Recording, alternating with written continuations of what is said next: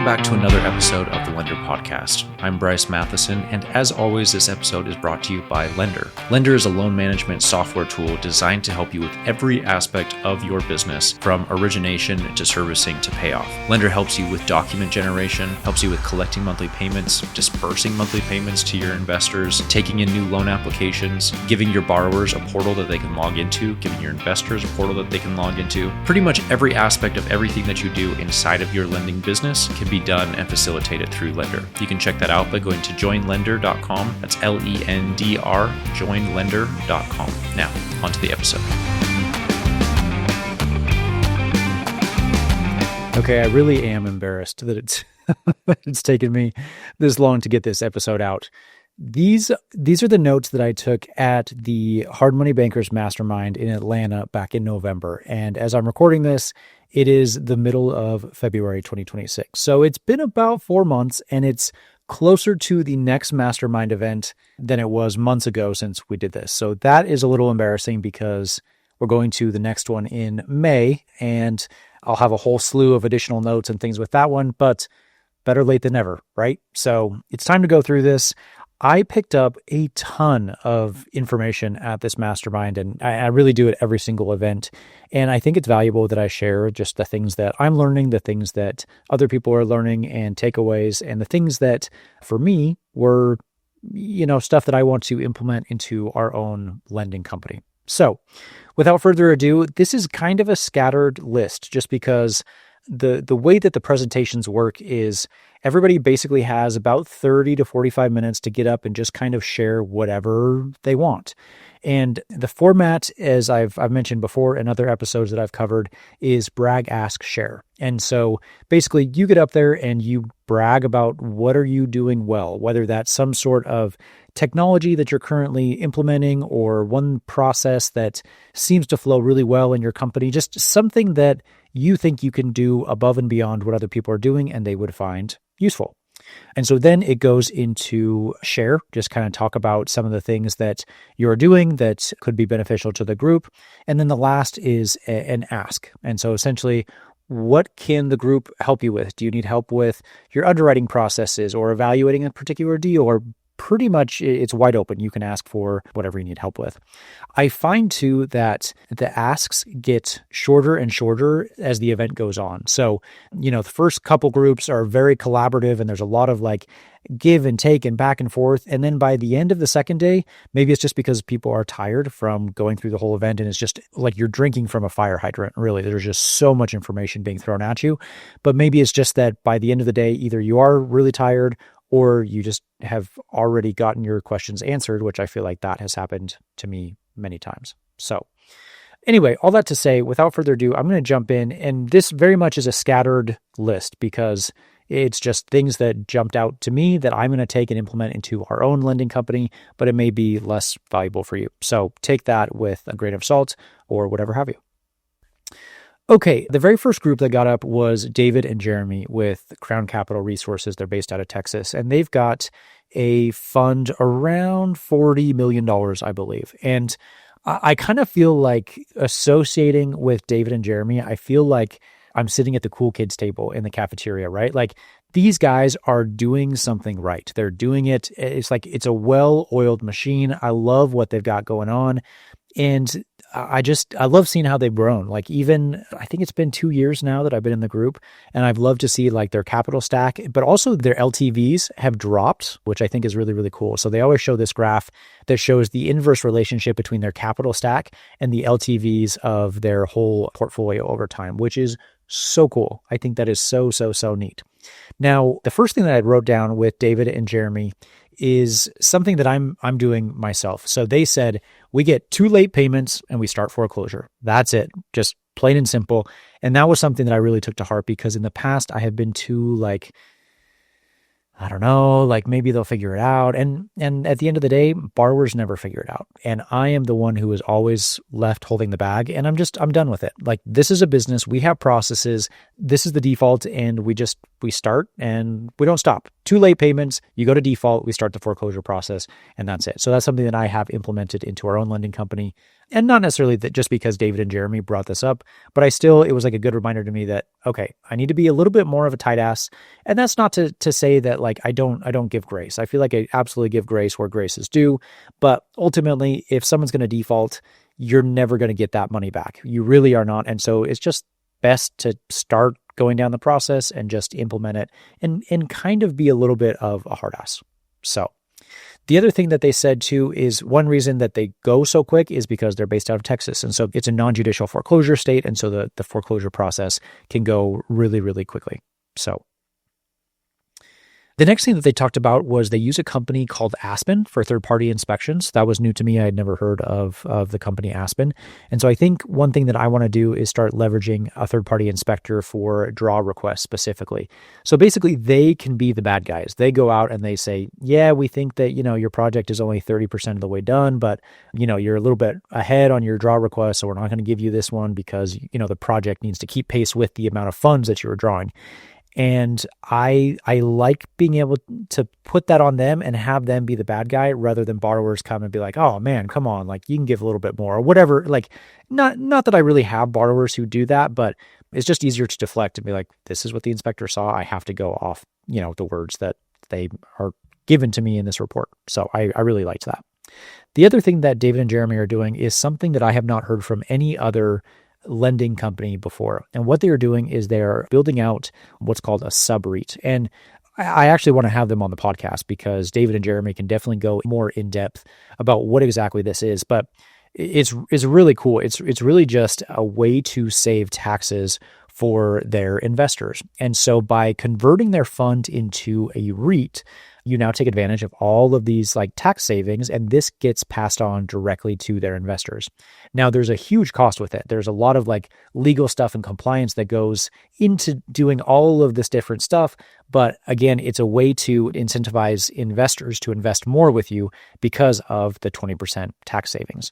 So essentially how it works is you offer an interest deduction of 20% to your investors. And it's a sub-organization that goes beneath the fund that all of your loans are originated through. So basically just simple numbers. If you earn $100,000 in earned interest from your capital that's invested in their fund, you'd really only be taxed on 80, which I was like, I mean, that's substantial, especially when most private lenders, the investors are getting taxed on their ordinary income because interest earned in that year is taxed as ordinary income. And so if you can cut that by 20%, that's substantial. And it's a huge incentive to have people invest with you versus somebody else because of what you offer. But again, like it kind of comes down to, is the cost worth the reward? So they mentioned it cost about $25,000 to $30,000 upfront for all of the legal configuration and underwriting and making sure that everything is done properly. And then they also said that there's another $8,000 to $10,000 to $12,000 in annual maintenance that's required for the accounting and the quarterly testing and the auditing and all of that have you. And on top of that, I bet there is also some additional headache and cost associated with end of year tax reporting and filings because of the way that accounting is a little bit different. And I know that it changes things because you have to go from like a cash accounting basis to an accrual accounting basis, which changes things in the way that you do all of your reporting. So anyway, all that to say, it's not for the faint of heart, but it's really cool that this is something that they're implementing. The other cool thing is in previous mastermind groups, they talked about wanting to do this, and you can hear me talk about that in previous episodes because I do remember talking about that. But it's now really cool to come in here and see, this is really neat because it's now implemented and it's ready to go for their investors. So I thought that was really, really cool.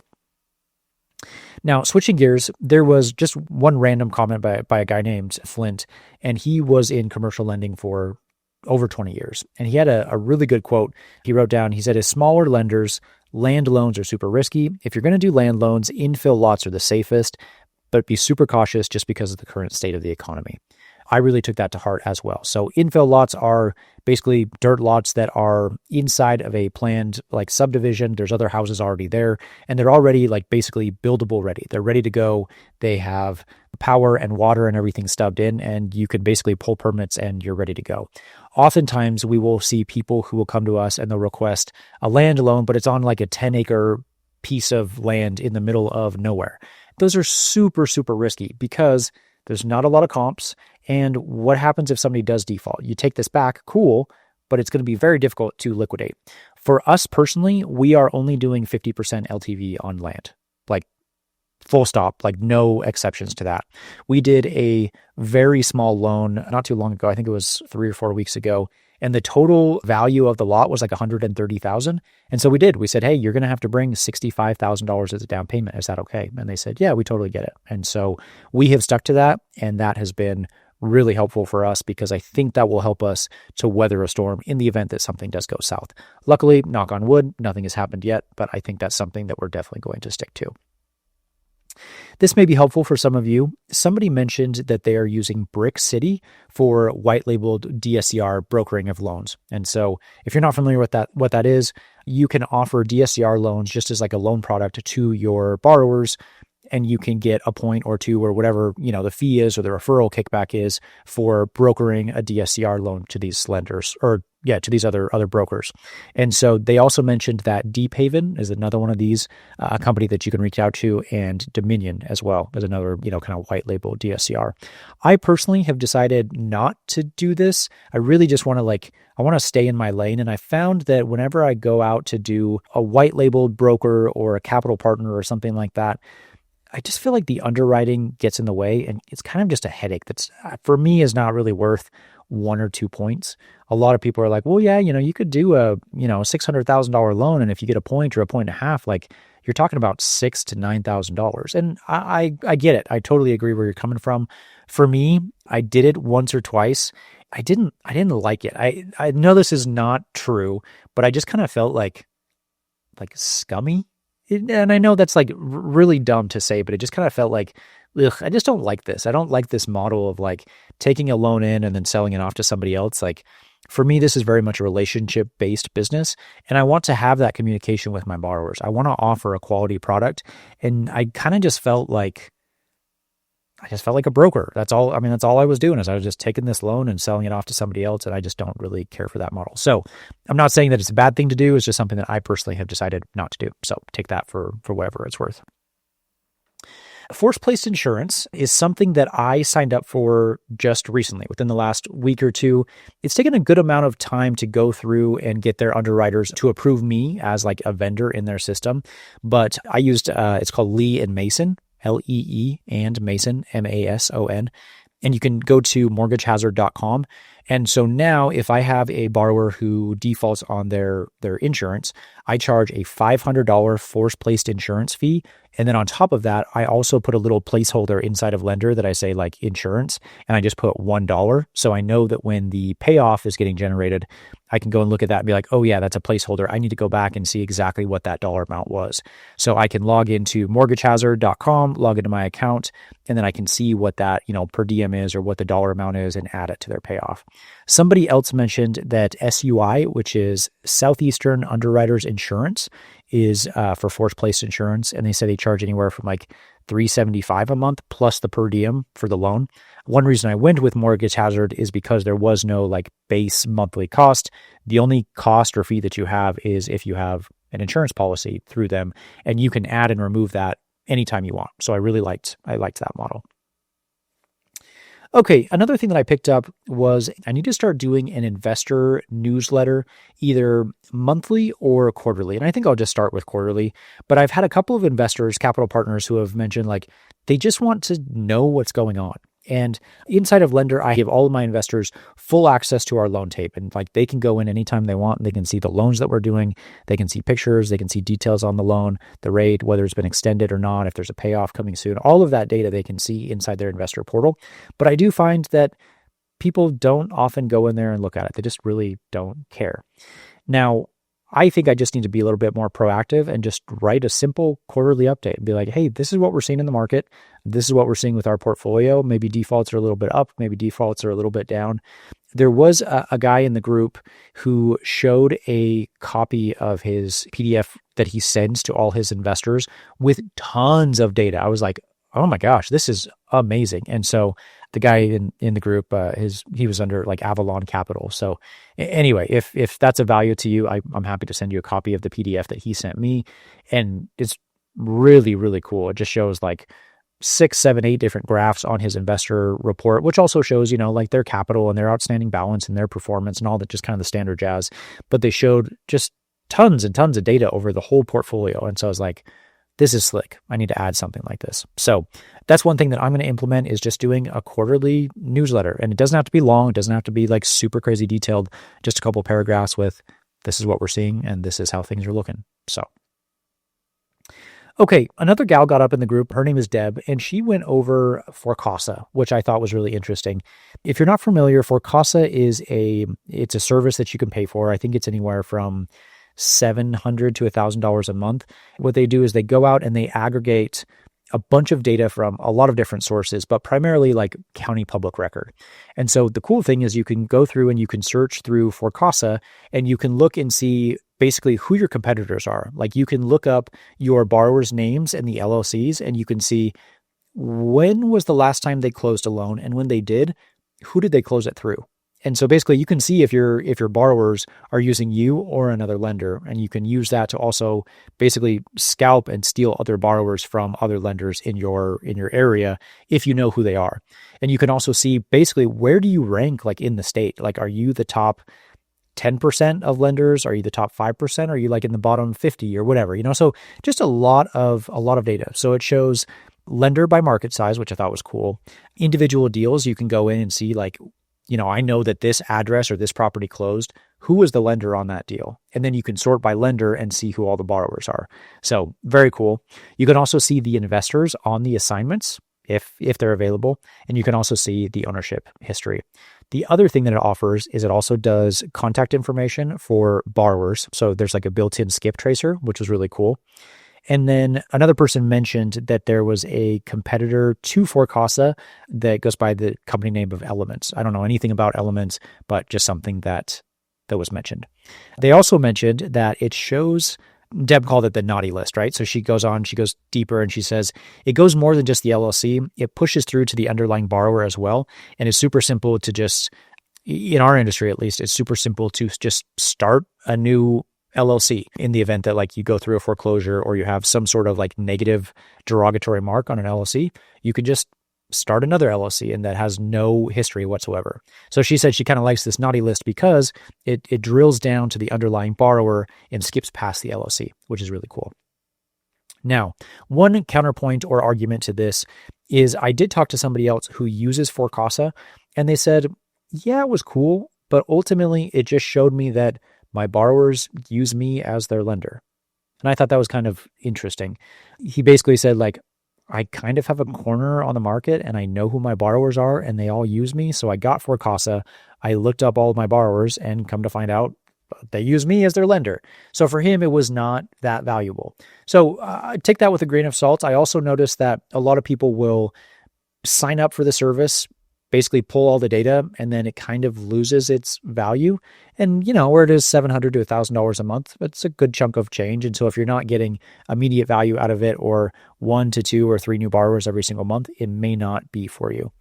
One other thing that I do want to mention is a couple people in the group are using a company called SFR Analytics, Single Family Rentals, I assume is what it stands for, SFR Analytics.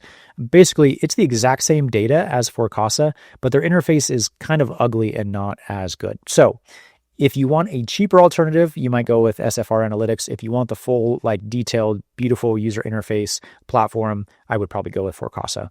This is something that I've like struggled with. I've gone back and forth. Is like, am I going to use something like Forecasa? I haven't yet. I'm sure it's probably not allowed, but maybe what I would do is like split the cost with, one of the other lenders in my area.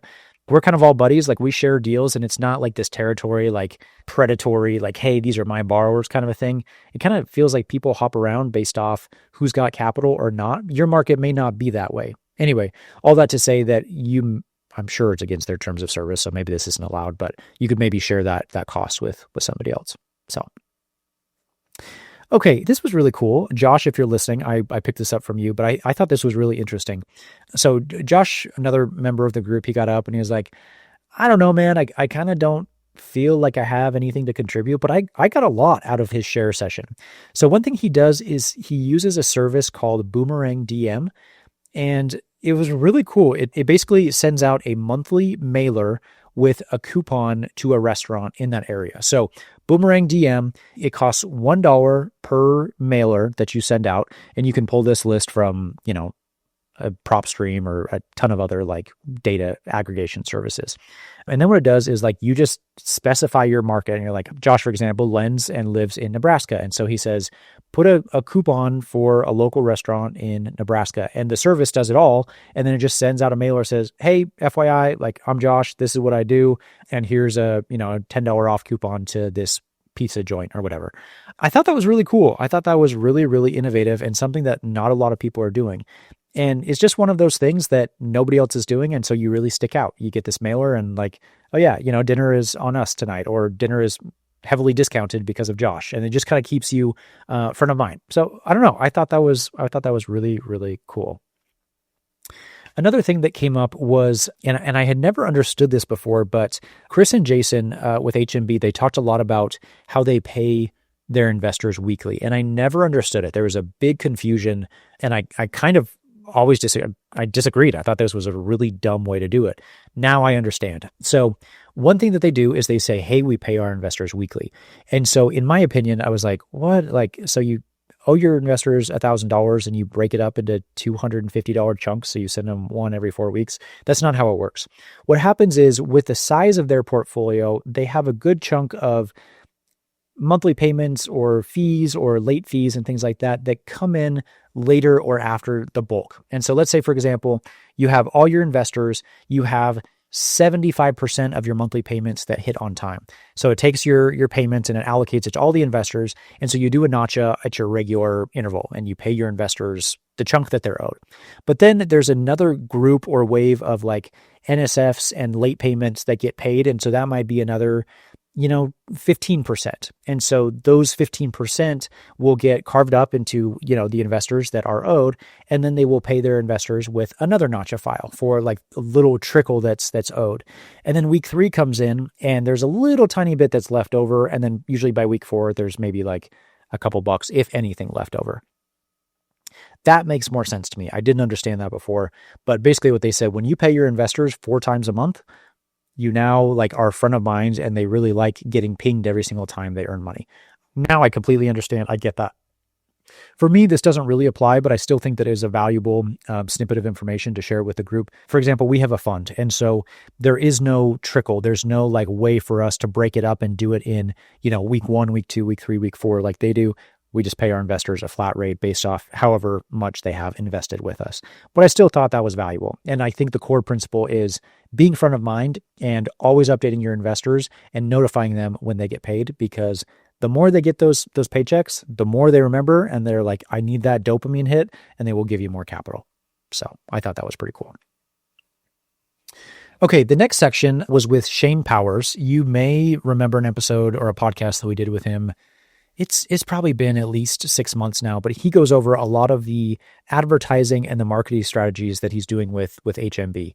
And so when we had him on the podcast, we talked a lot about Google Ads and the ways to like really get your name and your business out there. And we talked about a lot of things like, setting up a Google business profile and just having some SEO pages to like really rank for your local area. And I think AI is disrupting this a little bit, but still like local business, local search SEO, I don't think is being disrupted nearly as much as like general web presence. Anyway, so he got in and he basically just kind of shared some of his stats that he's doing with HMB. And I just thought this was interesting. Maybe not so much like value derived from this, but I still thought it was good. So he basically said, after all of the marketing dollars that they've spent, they're currently spending $160 per loan application, which I thought was pretty good. He said they basically have a 6% conversion rate on that, and they're just targeting the word hard money lender as the primary keyword, and that's it. And so a lot of people are like, 160 per loan application, man, that's kind of high. I don't know that it really is. I think that's actually a pretty good result. The hard part is it a good loan application? So you pay $160 to get a loan application in, but then they say they convert about 6% of those. So you kind of have to do the math, and like you might be $1,500 to $2,000 to get a deal in and closed, But if you're making $10,000 on a loan, like those numbers make sense, and that the mechanics of that advertising work. So I just thought that was cool to be able to see just their numbers behind the scenes. I thought that was really cool. He also said that 82% of all clicks came from that phrase or a very close variant. So he's not targeting like crazy words like, loan mortgage originator in Roanoke, Virginia. Like he's just saying like, we just target hard money lender and that's it. And maybe like private lender or fix and flip lender or some very close variant. They're not using like a really complicated like advertising keyword scheme. It's just, that's it. And they get most of their leads derived from that. So I thought that was interesting. The other thing he said that has been very valuable to them is he added an FAQ section on their homepage with a bunch of search matched questions specifically for like hard money lenders in Maryland or Virginia. And so something might be like, for example, who's a good hard money lender in Virginia? Who is a good fix and flip lender in Virginia? Basically like FAQ or questions that you can put on there that have a really simple answer, but Google and the spiders and the bots will pick those up as like local SEO page rank search. So I thought that was pretty cool, pretty valuable. And he says the other thing that this does is it also brings down the average cost per click as well as the conversion cost. Basically, Google's job is to provide the user or the browser with the highest intent search result. If somebody is searching for a hard money lender, Google's job is to present the user with the best result for that. So if you have an FAQ page or you have blog posts or you have all of this local SEO on your website that makes you an authority or the most qualified person to answer that question, you're going to get your page served first. So they also added a recently funded deals section with a bunch of neighborhood names just so that it converts and ranks higher. So if you know that like there's a subdivision in your area named Harvest, or there's another one called, I don't know, whatever these different like well-known subdivisions are or suburbs in your area, put that on your website and say, hey, we just funded a deal in the Harvest subdivision, and those will help you rank higher for local SEO search results. So I was like, ooh, that's pretty cool. I really, really like that. The other thing he talked about was a service called SEOgets.com, SEOgets.com. It's just like a free app to find articles, queries, and results on your current site. So basically you can use that to find people or find things that people are searching for, and then you could essentially create content on your website to answer those and potentially rank higher.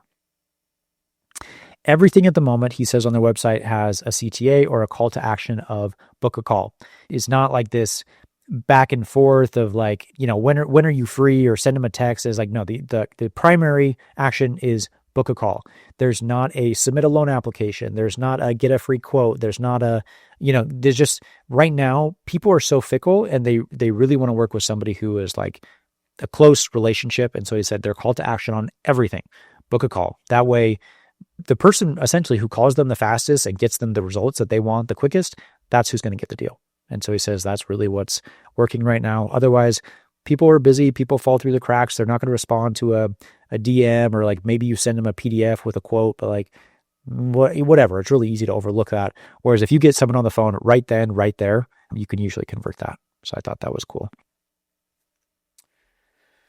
Okay, another person that I got a lot of value from was somebody called Craig, and this was the guy who had the really cool investor reporting statements with all the different graphs and things like that. So one thing that he talked about, and this may be of value to the listeners, is he has a line of credit with First Horizon, and he said they basically pledged 75%, and it's at a really good rate. He says like sub 8%. So if anyone's listening to this and you're looking for capital, he said definitely check that out. They do require like a 75% pledge, which basically means you put up 25%, they put up the remaining 75%. So they still have like skin in the game. Obviously, you have to come with some capital, but essentially, like if you have $2.5 million and that's all you have, you now essentially have $10 million because they cover the other 75%.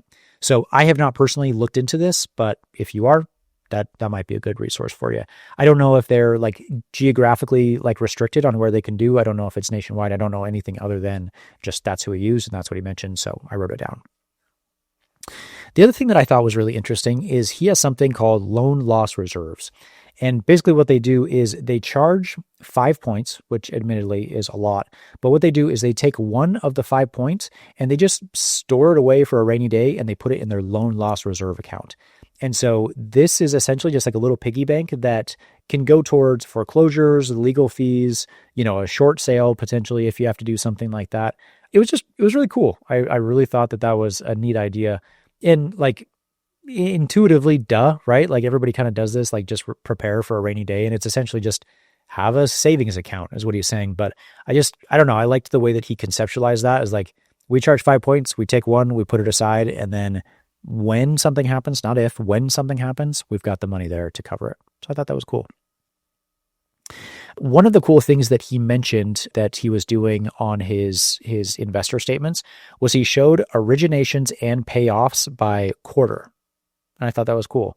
This got a lot of buzz with the group. It's kind of hard to visualize here, but just originations and payoffs grouped by quarter. So you can see basically like, where's our capital going? Do we have way more originations than we do have payoffs?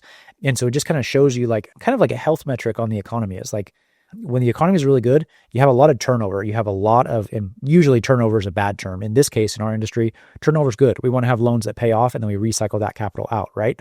And so I was just a really cool graph. It was kind of a hot topic in the community or in the mastermind. A lot of people really liked that. And so that's something that I want to add for my reporting. And I also want to add it to Lender. Thought that was cool. He talked about an interesting way to do extension fees.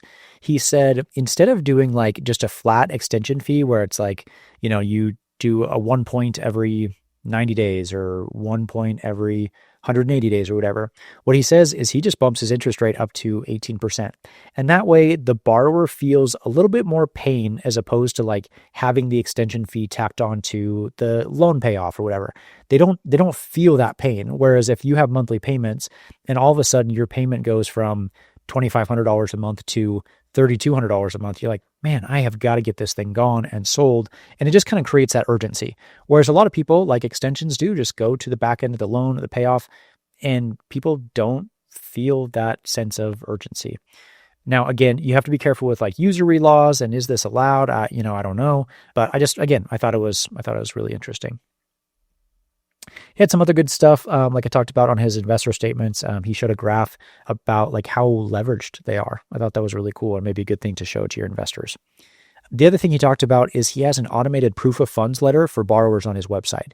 It's not to say like that they're auto approved. It's just a simple like thing that they do on their website is like, is this guy approved? They click yes, and it auto emails them over the letter. So I was like, yeah, it's pretty cool. So again, it's not a pre-qualification. It's just like a proof of funds letter. So there is a difference there, but I don't know, kind of a nice little tool. I thought that was neat. Now, one thing that was really interesting was we talked about compensation around referrals for investors and raising capital. This is something that's kind of a gray area because in the past, you have to be a licensed broker dealer. So for example, somebody refers an investor to me and they come and invest with Holbrook Capital. Say they invest $100,000. Previously, what we had done is like, we'll just give them a percentage, like, 1% or whatever. So you bring a $100,000 investor, you make $1,000. The problem is per the SEC, this is not allowed. And so we have since stopped doing that. I didn't know that was illegal. You cannot do that unless you're a licensed broker dealer. So one thing that was talked about, and again, not legal advice, so take this for what it's worth. Somebody mentioned that it cannot be commission-based, so it cannot be a percentage, but it can be a flat rate. Again, I don't know if this is the case, but that was a consensus with somebody in the group who said the referral cannot be based on the amount of capital. It cannot be changed based on the amount of capital. So you cannot pay them more if they bring an investor who invests more with you. So for example, whether they give you $10,000 or $1 million, the flat rate referral has to be $1,000 or whatever the predefined amount is. I don't know. The other problem is that it has to be paid regardless of whether the investor actually places the capital with you or not. So that may not be something that you want to do, or you may not want to broach that topic because I don't want to pay out a referral fee if the investor doesn't actually invest with us. So again, I don't know if this is actually true, but this was discussed and that was kind of like what the group came to as a consensus. And I thought that was really interesting. Okay, another thing that I thought was cool was there's a guy in the group named Ray. He talked about how he offers half a point referral for anyone who sends them a borrower. This is totally fine. Has nothing to do with the SEC or securities laws or anything like that. But he says that he pays anyone half a point referral fee for anyone who sends them a borrower, but he does have a cap. He says up to $2,500 max. So, it may be 5 loans, but you reached your $2,500, and so you bring a 6th, 7th, 8th, or whatever, like you don't get any more. I thought that was pretty cool.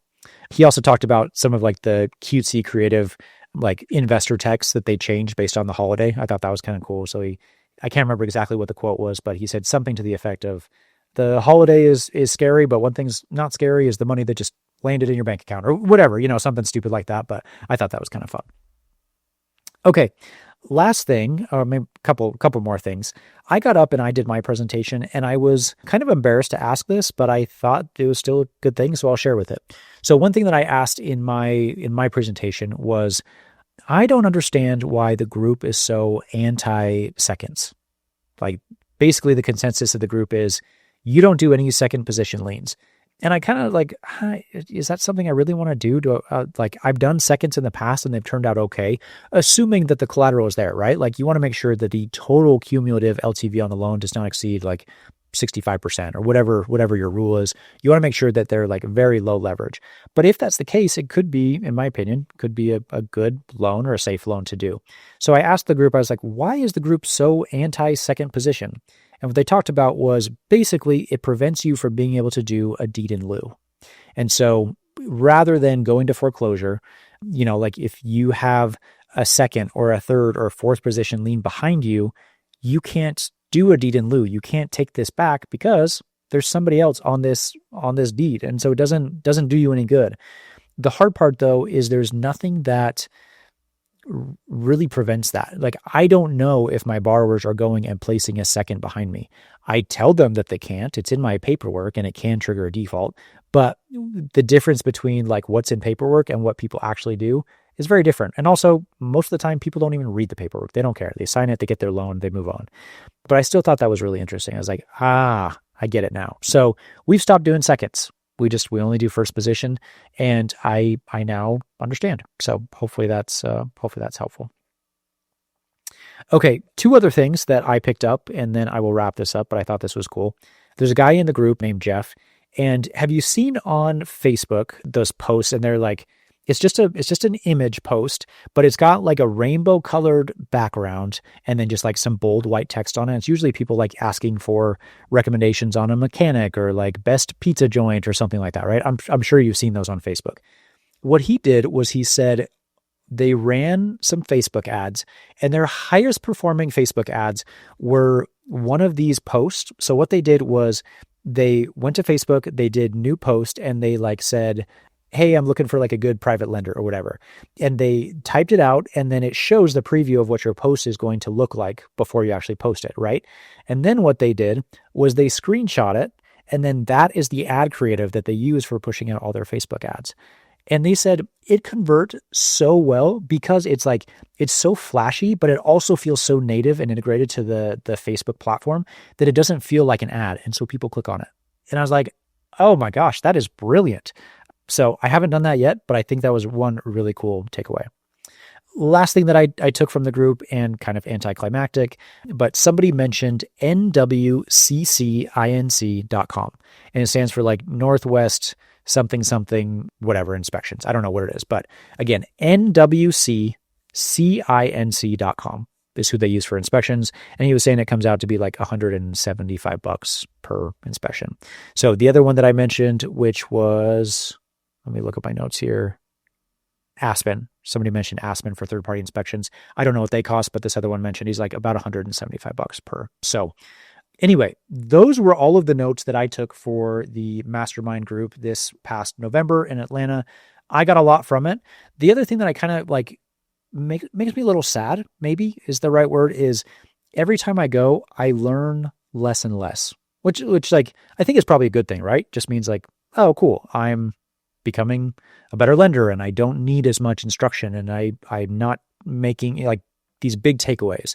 But it kind of makes me sad. I kind of miss like the good old days, when you're like a newbie and you're just like picking up all this information. It's just, drinking from a fire hydrant, and it's just information overload. So anyway, all that to say, a killer event. They're always amazing. I love rubbing shoulders with everybody in the community. It's just a blast. Like, we have a great time. We're just laughing. Like, one guy showed this like AI generated video that he made in Sora with him like riding a rhino, and he like sent it out to his borrower. It just is funny. People just have like a really good time. It's just a really good group. So those were my takeaways. I didn't count them. I don't know however many that is. Again, like I said, kind of sporadic, just random like snippets of takeaways that I got. And so hopefully that's valuable to you. So that's all I've got for this week. I appreciate you listening, and we'll catch you next week on the Lender Podcast. Thanks for watching. See ya.